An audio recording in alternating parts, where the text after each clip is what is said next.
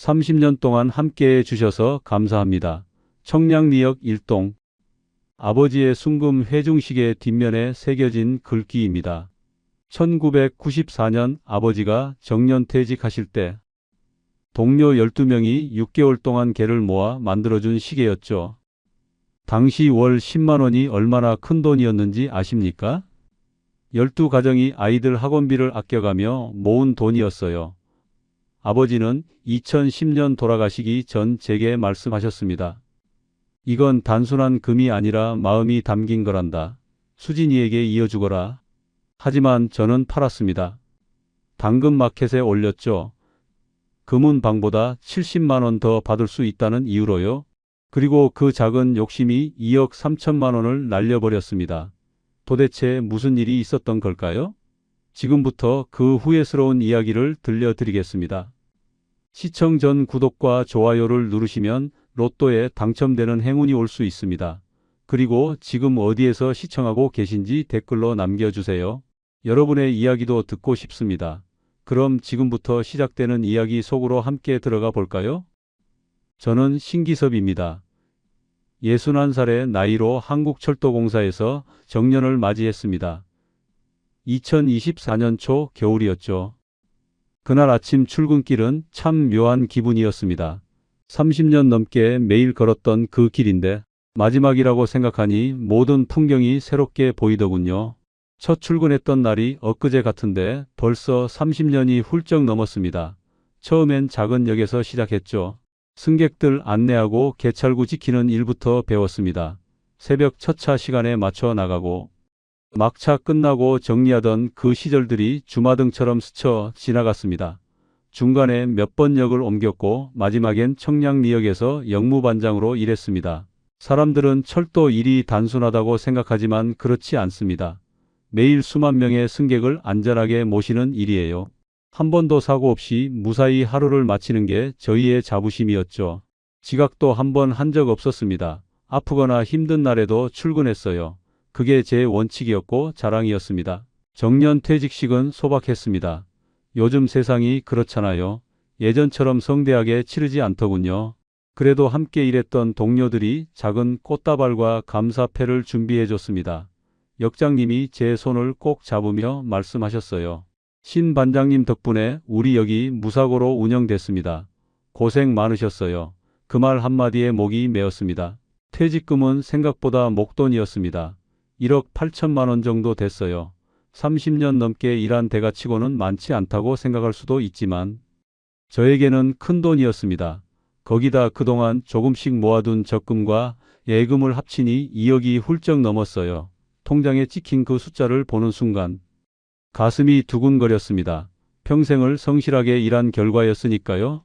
집사람은 3년 전에 먼저 세상을 떠났습니다. 폐암이었어요. 병원비 때문에 힘들었지만 그래도 끝까지 최선을 다해 간병했습니다. 아내가 없는 삶이 외롭긴 했지만 그럭저럭 버텨왔죠. 딸 수진이는 미국에 있습니다. 대학 졸업하고 유학을 갔는데 거기서 좋은 사람 만나 결혼했어요. 지금은 LA에서 IT 회사 다니고 있습니다. 한 달에 한두 번 영상 통화하는 게 전부예요. 퇴직하고 며칠 뒤 수진이한테서 전화가 왔습니다. 아빠, 저희 애기 100일 되는데 한국 들어가기 힘들 것 같아요. 남편 회사 일정 때문에요. 대신 돌잔치는 꼭 오셔야 해요. 딸의 목소리가 들뜨더군요. 외손주 얼굴을 본 지가 벌써 석 달이 넘었습니다. 영상으로만 보다 보니 실감이 안 나더라고요. 그래, 돌잔치는 아빠가 꼭 갈게. 걱정 마. 전화를 끊고 나니 문득 생각이 들었습니다. 외손주 첫 돌잔치인데 뭔가 특별한 선물을 해줘야겠다는 생각이요. 지금까지 제대로 해준 게 없었잖아요. 수진이 결혼할 때도 넉넉하게 지원해주지 못했는데 이번만큼은 할아버지 역할을 제대로 하고 싶었습니다. 그날 저녁 혼자 소주 한 잔 기울이며 앞으로의 계획을 세웠습니다.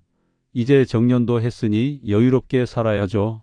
국민연금도 나오고 통장에 돈도 있으니까 크게 걱정할 건 없었습니다.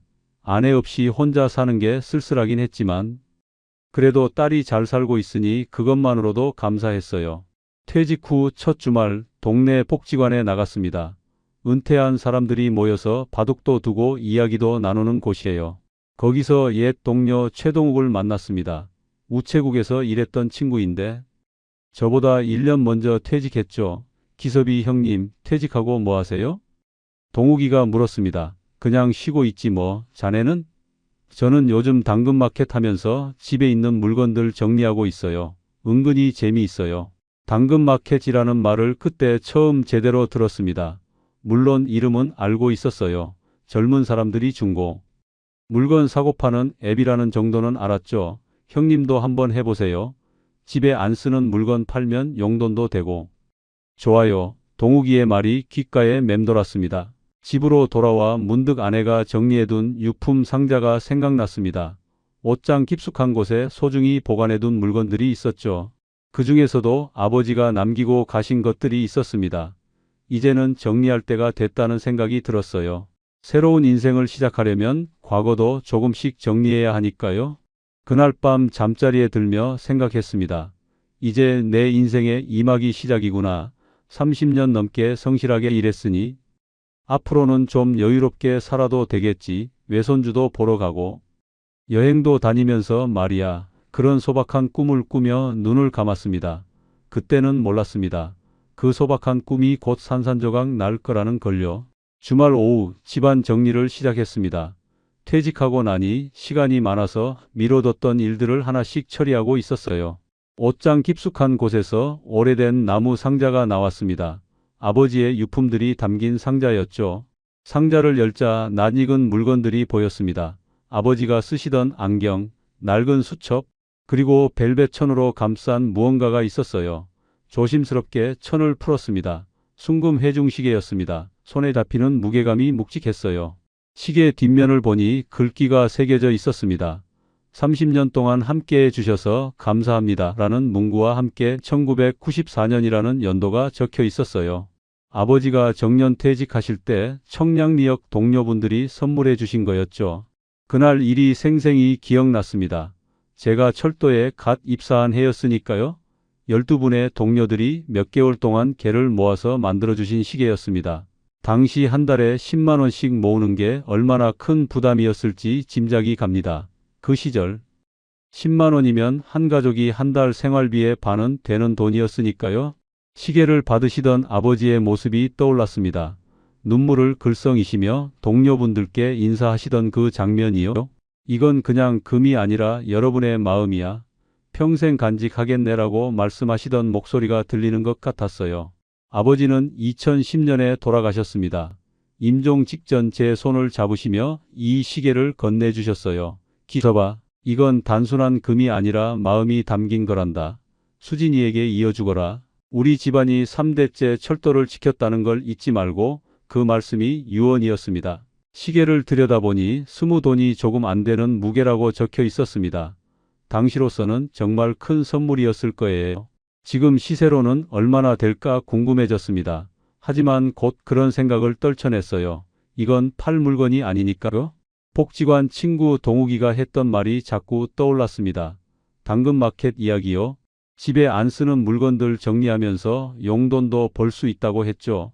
문득 호기심이 생겼습니다. 한번 해볼까 싶었어요. 스마트폰에 당근마켓 앱을 깔았습니다. 젊은 사람들 쓰는 거라 어려울 줄 알았는데 생각보다 간단했어요. 동네 사람들이 올린 물건들이 쭉 보였습니다. 가전제품, 가구, 옷, 책, 온갖 것들이 다 있더라고요. 집에 있는 안 쓰는 물건들을 찾아봤습니다. 예전에 쓰던 라디오, 읽지 않는 책들, 운동기구 같은 것들이요. 사진을 찍어서 올려봤습니다. 가격은 동욱이한테 물어보면서 적당히 매겼어요. 신기하게도 몇 시간 지나지 않아 연락이 왔습니다. 이거 아직 있나요? 라는 메시지였어요. 책을 사겠다는 사람이었습니다. 다음날 아파트 단지 입구에서 만나 직접 거래했어요. 10,000원을 받았습니다. 10,000원이 큰 돈은 아니지만 기분이 묘했습니다.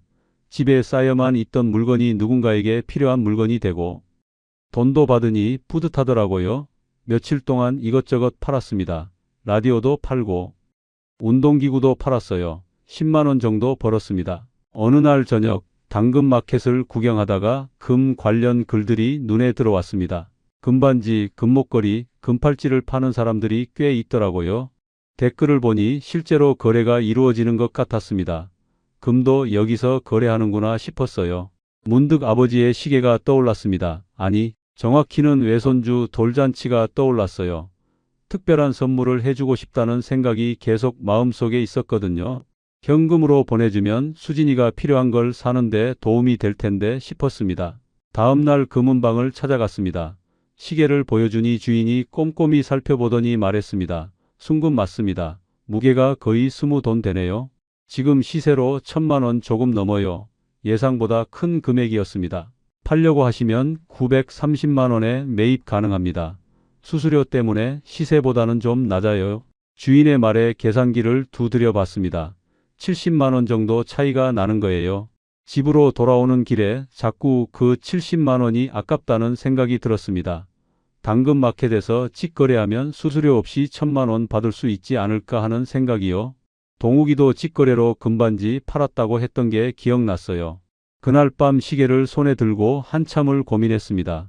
아버지가 물려주신 소중한 물건인데 파는 게 맞나 싶었어요. 하지만 외손주를 생각하니 마음이 움직였습니다. 아버지도 증손주를 위해서라면 이해하실 거라고 스스로를 설득했습니다. 결국 마음을 정했습니다. 당근마켓에 올려보기로요. 70만 원이면 외손주 선물에 보탤 수 있는 돈이잖아요. 작은 욕심이라고 생각했습니다. 그게 시작이었습니다. 시계 사진을 찍었습니다. 조명 밝은 곳에서 여러 각도로 찍었어요. 뒷면에 글귀도 선명하게 나오도록 신경 썼습니다. 제목을 어떻게 쓸까 고민하다가 간단하게 적었습니다. 순금 해중시계 20돈 미만 판매합니다. 가격을 1000만 원으로 매겼습니다. 금은방 시세와 비슷한 금액이었어요. 설명란에는 정직하게 썼습니다. 아버지 유품입니다. 1994년 제작된 순금 시계이고 상태 양호합니다. 직거래 원합니다. 올리기 버튼을 눌렀어요. 며칠이 지났지만 연락이 없었습니다. 조회수는 올라가는데 문의는 하나도 안 들어오더라고요. 가격이 높은가 싶어서 980만 원으로 낮췄습니다. 그래도 반응이 없었어요. 일주일이 지나자 조급해졌습니다. 외손주 돌잔치가 2달도 안 남았거든요. 결국 950만 원까지 내렸습니다. 금은방보다 20만 원만 더 받으면 되지 뭐 하는 마음이었어요. 그런데 가격을 내린 다음 날 드디어 메시지가 왔습니다. 안녕하세요. 시계 아직 있을까요? 라는 정중한 말투였어요. 프로필을 보니 이준혁이라는 30대 남성이었습니다. 네, 있습니다. 라고 답했습니다. 실물 보고 거래하고 싶은데 괜찮을까요? 그런데 요즘 가짜 물건이 많아서 조심스럽거든요. 그의 메시지가 이어졌어요. 이해가 갔습니다. 큰돈이니까 조심스러울 만도 하죠. 직접 만나서 확인하시고 사셔도 됩니다. 제가 답했습니다. 그런데 다음 메시지가 좀 이상했어요. 혹시 선입금 가능할까요? 700만 원 먼저 보내드리고 만나서 실물 확인 후 나머지 250만 원 드릴게요. 순간 망설여졌습니다. 보통은 물건 보고 돈 주는 게 순서 아닌가요? 그런데 생각해보니 제가 먼저 돈을 받는 거잖아요. 판매자인 제가 손해 볼 일은 없었습니다. 왜 선입금을 하시려고 하세요? 라고 물었습니다. 제가 먼 곳에 살아서요. 괜히 갔다가 판매자분이 마음 바꾸시면 시간 낭비잖아요. 그리고 제가 먼저 돈 보내드리면 판매자분도 안심하시고 저도 확실히 거래할 수 있으니까요. 그럴듯한 설명이었어요. 고민하다가 동의했습니다. 어차피 제가 먼저 돈을 받는 건데 뭐가 위험하겠어요. 계좌번호를 알려줬습니다. 입금하시는 분 성함이 어떻게 되세요? 라고 물었어요. 이준혁입니다. 그가 답했습니다. 몇 시간 후 문자가 왔습니다. 700만 원이 입금됐다는 알림이었어요. 그런데 입금자 이름이 김태현이었습니다. 이상했지만 메시지를 보냈어요. 입금 확인했는데 이름이 다르네요? 아, 제 형이 보낸 겁니다. 제 통장 한도 문제로요. 걱정 마세요. 이준혁의 답장이 왔습니다. 형제간에 그럴 수도 있겠다 싶었어요. 아, 그러시군요. 그럼 내일 만나서 나머지 받으면 되겠네요. 제가 답했습니다. 다음날 약속 장소는 집 근처 카페였습니다. 오후 2시에 만나기로 했어요.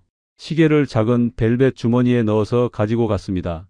카페 앞에서 기다리는데 모자를 깊게 쓴 젊은 남자가 다가왔어요. 신기섭님 맞으시죠? 그가 물었습니다. 네, 이준혁 씨요? 네, 반갑습니다. 악수를 나눴어요. 그는 말이 별로 없었습니다. 시계 보여주시겠어요? 벨벳 주머니에서 시계를 꺼내 보여줬습니다. 그가 꼼꼼히 살펴보더니 고개를 끄덕였어요. 좋네요. 그리고 주머니에서 현금 봉투를 꺼내 건넸습니다. 250만 원 여기 있습니다.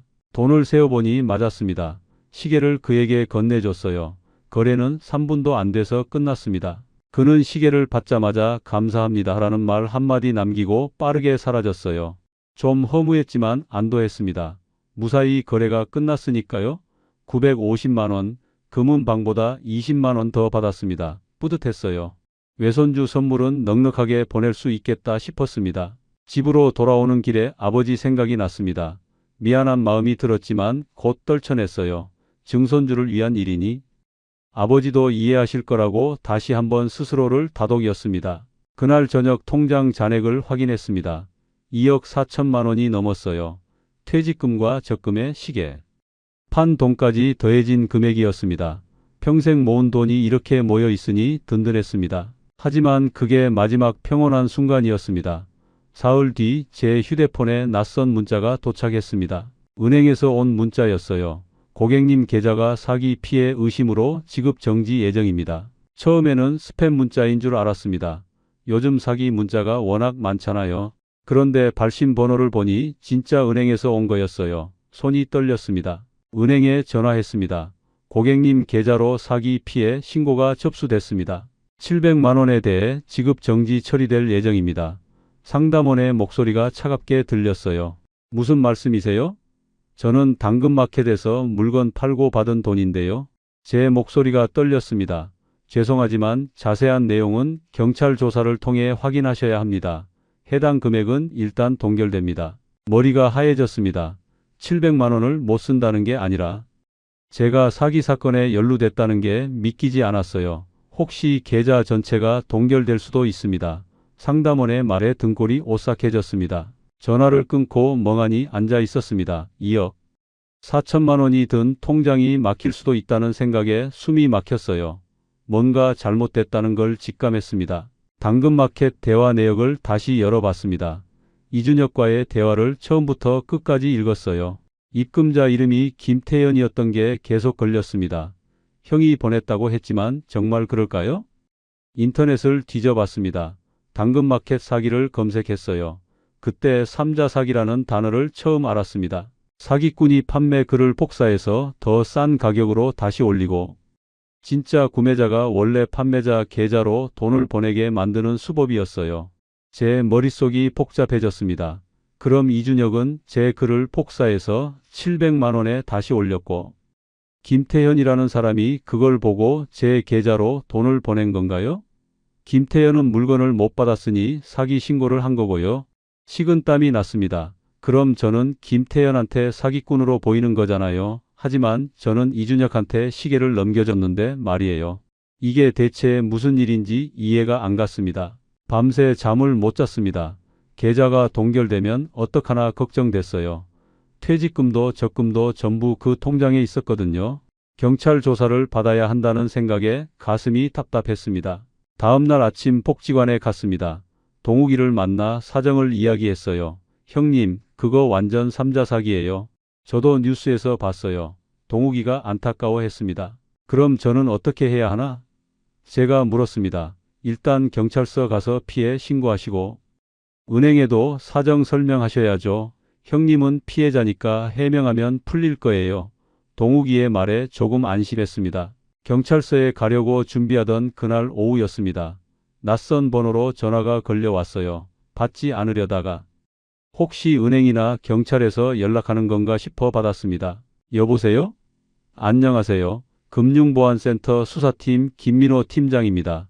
차분한 중년 남성의 목소리였어요. 금융보안센터라는 말에 귀가 솔깃했습니다.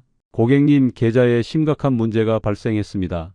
지금 바로 조치하지 않으면 내일 아침 계좌 전체가 동결되고 검찰 조사까지 받게 됩니다. 그의 목소리가 단호했습니다. 가슴이 철렁 내려앉았습니다. 검찰 조사라는 말에 머릿속이 하얘졌어요. 제가 어떻게 해야 하나요? 떨리는 목소리로 물었습니다. 고객님 계좌로 범죄 조직 자금이 유입됐습니다. 다행히 저희가 발견해서 도와드릴 수 있어요. 하지만 시간이 없습니다. 그가 말했습니다. 제가 범죄자가 된다는 말씀인가요? 목소리가 떨렸습니다. 지금은 의심 단계지만 조치하지 않으면 공범으로 처리됩니다. 김민호 팀장이라는 사람이 차분하게 말했어요. 어떻게 해야 합니까? 다급하게 물었습니다. 고객님 자금이 정당한 돈임을 증명하시면 됩니다. 임시 안전 계좌로 옮겨두시면 저희가 확인해 드려요. 확인 끝나면 바로 돌려드립니다. 그 말이 논리적으로 들렸습니다. 지금 제 계좌는 문제가 있으니 안전한 곳으로 옮기는 게 맞는 것 같았어요. 시간이 많지 않습니다. 오늘 안에 하셔야 해요. 내일 아침이면 늦습니다. 급박한 목소리에 다른 생각을 할 여유가 없었습니다. 지금 바로 뭘 해야 하죠? 휴대폰으로 국가안전거래 앱을 설치하시면 됩니다. 카카오톡으로 링크 보내드릴게요. 잠시 후 카카오톡에 메시지가 왔습니다. 금융보안센터라는 이름으로요. 링크가 하나 달려 있었어요. 반드시 이 링크로 설치하세요. 가짜 앱이 많거든요. 그의 말에 의심 없이 링크를 눌렀습니다. 금융안전거래라는 앱이 설치됐습니다. 화면이 깔끔했어요. 정부기관 로고 같은 것도 보였습니다. 설치 완료됐습니다. 제가 말했어요. 좋습니다. 이제 은행 정보 입력하시면 됩니다. 그의 안내에 따라 은행 이름, 계좌번호, 비밀번호를 차례로 입력했습니다. 공인인증서도 필요합니다. 공인인증서까지 등록했어요. 보안 카드 번호도 입력하셔야 합니다. 안전 확인 절차니까 걱정 마세요. 보안 카드를 꺼내 번호를 하나씩 읽어주며 입력했습니다. 전혀 의심하지 않았어요. 이제 자금 이동 시작합니다. 화면에 표시되는 금액 확인하시고 승인 버튼 눌러주세요. 휴대폰 화면에 숫자가 떴습니다. 2억 3천만 원, 제 통장에 있는 전 재산이었어요. 전부 옮기는 건가요? 불안해서 물었습니다. 네, 모든 자금을 임시로 옮겨야 보호할 수 있습니다. 내일 아침이면 바로 돌려드립니다. 그의 목소리는 자신감이 넘쳤어요. 손가락이 떨렸습니다. 하지만 지금 안 하면 계좌가 동결되고 검찰 조사를 받는다는 생각뿐이었어요. 승인 버튼을 눌렀습니다. 문자로 온 인증번호도 입력했어요. 처리 중입니다. 잠시만 기다려주세요. 화면에 빙글빙글 돌아가는 표시가 나왔습니다. 1분 정도 지났을까요? 거래 완료라는 메시지가 떴어요. 처리 완료됐습니다. 고객님 자금 안전하게 보호됐으니 걱정 마세요. 내일 아침 일찍 확인 끝나면 연락드리겠습니다. 김민호 팀장이 말했어요. 확인은 언제쯤 끝나나요? 내일 오전 중에 끝나고 바로 입금됩니다. 꼭 전화 받아주세요. 통화가 끝났습니다. 불안했지만 어쩔 수 없었습니다. 공식 기관에서 도와준다는데 믿을 수밖에요. 그날 밤 잠을 설쳤습니다. 뒤척이다가 새벽에 겨우 잠들었어요. 아침에 일어나자마자 휴대폰을 확인했습니다. 아무 연락도 없었어요. 9시, 10시가 되어도 전화가 없었습니다. 불안해서 어제 전화 왔던 번호로 걸었어요. 현재 전화를 받을 수 없습니다. 계속 그 멘트만 나왔습니다. 식은땀이 흘렀어요. 은행 앱을 열어봤습니다. 잔액 0원, 화면에 찍힌 그 숫자를 믿을 수가 없었습니다. 손이 떨려서 휴대폰을 떨어뜨릴 뻔했어요. 은행에 전화했습니다. 고객님, 어제 오후 5시에 2억 3천만 원 전액 타 계좌로 이체됐습니다. 입금 내역은 없습니다. 상담원의 목소리가 들렸지만 귀에 들어오지 않았어요. 정확히 1분 37초, 그 짧은 시간에 30년이 사라졌습니다. 다리에 힘이 풀렸습니다. 바닥에 주저앉았어요. 아무 생각도 나지 않았습니다. 한참을 그렇게 앉아 있었습니다. 시간이 얼마나 지났는지도 몰랐어요. 정신을 차리고 경찰서로 향했습니다. 걸으면서도 현실감이 없었습니다. 보이스피싱 피해 신고하러 오셨어요? 경찰관이 물었습니다. 네, 2억 3천만 원이. 말을 잇지 못했어요. 경찰관이 안타까운 표정을 지었습니다. 이체하신 계좌 추적해 보겠습니다. 컴퓨터를 두드리던 경찰관이 고개를 저었어요. 대포 통장입니다. 이미 여러 계좌로 분산 이체됐네요. 회수는 거의 불가능합니다. 거의가 아니라 아예 안 되는 건가요? 떨리는 목소리로 물었습니다. 솔직히 말씀드리면 100% 불가능합니다. 이미 현금화 됐을 겁니다. 수사는 진행하겠지만 기대하지 마세요. 그 순간 모든 게 무너졌습니다. 정말로 끝이구나 싶었어요. 어르신, 요즘 이런 수법 정말 많습니다. 당근마켓 3자 사기로 불안하게 만들고 그걸 노려서 보이스피싱 연결하는 거예요. 이제야 전체 그림이 보였습니다. 이준혁이 재판매 글을 복사해서 700만 원에 재판매했고 진짜 구매자 김태현은 제 계좌로 돈을 보냈어요. 물건을 못 받은 김태현이 신고했고 제 계좌가 문제 생겼죠. 그 틈을 타서 보이스피싱범이 금융보안센터를 사칭해 전화했고 저는 그대로 당한 겁니다. 가짜 앱 절대 설치하시면 안 됩니다. 보안 카드 번호는 어떤 기관도 요구하지 않아요. 경찰관의 말이 뒤늦게 들렸습니다. 이미 늦었지만요. 집으로 돌아오는 길이 막막했습니다. 30년을 성실하게 일했는데 퇴직 석 달 만에 전 재산을 잃다니 믿을 수가 없었어요. 아버지 시계도 잃고 돈도 잃고 자존심도 잃었습니다. 며칠 동안 집에만 있었습니다. 밥도 제대로 못 먹었어요. 거울을 보니 늙은 얼굴이 더 늙어 보였습니다. 국민연금 통장에는 120만 원이 들어와 있었지만 이걸로 어떻게 살아야 할지 막막했습니다. 수진이에게 전화해야 했습니다. 돌잔치가 한 달도 안 남았거든요. 하지만 용기가 나지 않았어요. 며칠을 망설이다가 결국 전화를 걸었습니다. 아빠, 잘 지내셨어요? 딸의 밝은 목소리가 가슴을 찔렀습니다. 수진아, 아빠가 너한테 할 말이 있다. 목소리가 떨렸어요. 무슨 일이에요? 목소리가 이상한데요? 수진이가 걱정스럽게 물었습니다. 돌잔치에 못 갈 것 같다. 침묵이 흘렀어요. 왜요? 어디 아프세요? 아니야, 몸은 괜찮아. 문제는 돈이야. 모든 걸 털어놨습니다. 할아버지 시계를 팔려다 당근마켓 사기를 당했고 보이스피싱으로 전 재산을 잃었다고요? 지금 뭐라고 하신 거예요? 수진이의 목소리가 차가워졌습니다. 아빠, 할아버지 시계요? 그 시계가 뭔지 알고 계세요? 미안하다, 수진아, 미안하다고요? 할아버지가 돌아가시면서까지 저한테 물려주라고 하셨던 거잖아요. 그걸 당근마켓에 올리셨다고요? 딸의 목소리가 점점 높아졌습니다. 70만 원 더 받으려고요? 그냥 금은방 가시면 될 일을 왜 그러신 거예요? 할 말이 없었습니다. 저랑 상의는요? 왜 혼자 그렇게 결정하세요? 아빠가 잘못 생각했어. 잘못 생각으로 끝날 문제가 아니잖아요. 이제 어떻게 사실 거예요? 국민연금 100만 원으로요? 수진이가 울먹이는 소리가 들렸습니다. 엄마 돌아가신 뒤로 아빠 혼자 힘드신 거 알아요. 그래도 저한테 말씀하셨어야죠. 저도 아빠 자식이에요. 그 말에 가슴이 무너졌습니다. 정말 미안하다. 돌잔치는 영상으로 보내드릴게요. 오시기 힘드시잖아요. 차가운 말투였어요. 전화가 끊어졌습니다. 한동안 딸과 연락이 끊겼습니다. 문자를 보내도 답이 없었어요. 제가 실망스러운 아버지가 된 겁니다. 현실을 직면해야 했습니다. 국민연금으로는 전셋집 유지하기도 빠듯했어요. 일을 해야 했습니다. 하지만 60이 넘은 나이에 할 수 있는 일이 많지 않았죠. 구청 홈페이지에서 노인 일자리 사업을 찾았습니다. 주 3일 하루 4시간 일하고 월 50만 원 받는 일자리였어요. 공원 관리, 거리 청소 같은 일들이었습니다. 신청했습니다. 며칠 뒤 합격 통보를 받았어요. 다음 주부터 출근하라고 했습니다. 공원 낙엽 청소와 화단 관리 업무였죠. 첫 출근 날 아침이었습니다. 형광조끼를 입고 빗자루를 들었어요. 30년 넘게 철도 제복을 입었는데 이제는 청소 작업복을 입습니다.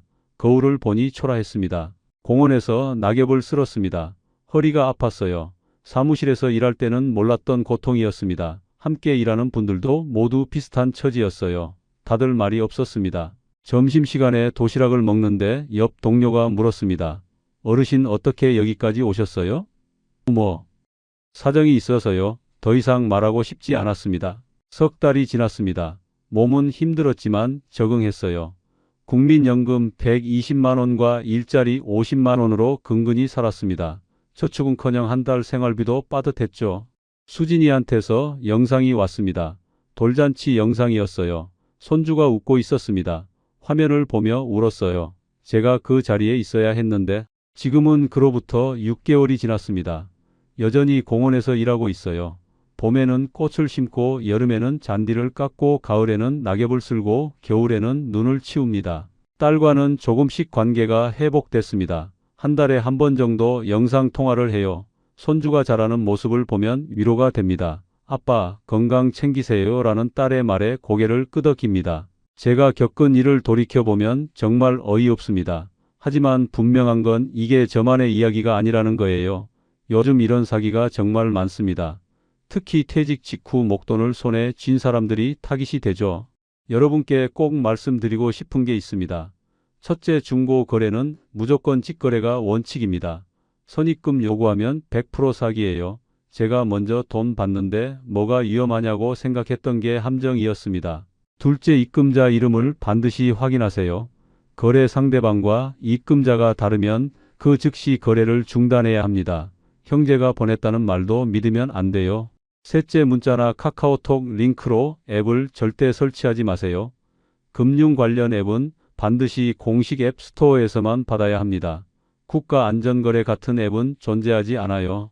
넷째, 비밀번호나 보안 카드 번호는 어떤 기관도 요구하지 않습니다. 은행도, 경찰도, 금융감독원도 절대 물어보지 않아요. 요구하면 100% 사기입니다. 다섯째, 가족과 꼭 상의하세요. 제가 가장 후회하는 부분입니다. 혼자 결정하지 마시고 자녀나 가까운 사람과 이야기하세요. 딸과 미리 상의했더라면 이런 일은 없었을 겁니다. 특히 퇴직 직후가 가장 위험합니다. 목돈을 손에 쥐면 마음이 들뜨고 방심하게 돼요. 저처럼 작은 욕심이 큰 화를 부릅니다. 70만 원 아끼려다 2억 3천만 원 날렸습니다. 3자 사기와 보이스피싱이 연결되는 경우가 정말 많습니다. 당근마켓에서 계좌 문제 생기면 바로 보이스피싱범이 전화해요. 계좌 동결, 검찰 조사 같은 말로 불안하게 만들죠. 저는 인생을 성실하게 정직하게 살았습니다. 법 한 번 어긴 적 없고 지각 한 번 안 했어요. 그런데 단 3일 만에 모든 게 무너졌습니다. 지금은 다시 일어서는 중입니다. 비록 공원 청소를 하지만 부끄럽지 않아요. 일할 수 있다는 게 감사합니다. 건강하게 살아있는 것만으로도 다행이에요. 제 실패가 누군가에게는 교훈이 되길 바랍니다. 아무리 급해도 한 번 더 생각하세요. 아무리 좋은 기회처럼 보여도 의심하세요. 그리고 반드시 가족과 상의하세요. 여러분의 부모님이나 주변 어르신들께 이 이야기를 꼭 전해주세요. 나는 안 당할 거라고 생각하지 마세요. 저도 그렇게 생각했습니다. 인생은 끝까지 살아봐야 압니다. 넘어졌어도 다시 일어설 수 있어요. 저는 지금도 일어서는 중입니다. 여러분도 어떤 어려움이 와도 포기하지 마세요. 우리의 이 사연이 마음에 남았다면 좋아요를 눌러주세요. 그리고 소중한 사람들과 함께 이 이야기를 나눠주시길 바랍니다. 여러분의 한마디가 누군가에겐 큰 위로가 될 수 있습니다. 영상이 마음에 드셨다면 구독과 좋아요, 응원 부탁드립니다. 감사합니다.